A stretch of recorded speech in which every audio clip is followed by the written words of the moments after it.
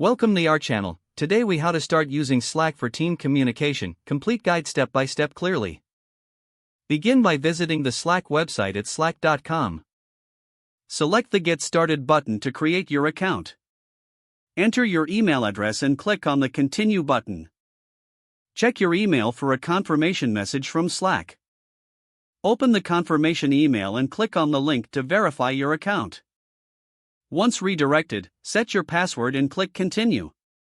Next, you will be prompted to create your workspace. Choose a name for your workspace that reflects your team's identity.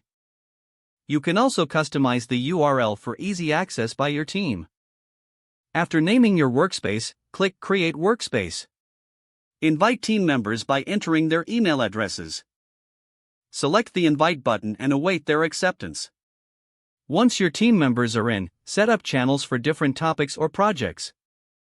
To create a channel, click on the Channels tab and select Create a Channel. Name the channel and decide if it should be public or private. Next, encourage team members to join the appropriate. Familiarize yourself with Slack's interface. At the top, you'll find the search bar for quickly locating messages and files. On the left side, your channels and direct messages will be listed. Use the message box at the bottom to communicate. To mention a team member, type it followed by their username. You can also use reactions to respond to messages quickly. Integrate other tools your team uses for enhanced productivity. Click on the Apps section to explore available integrations.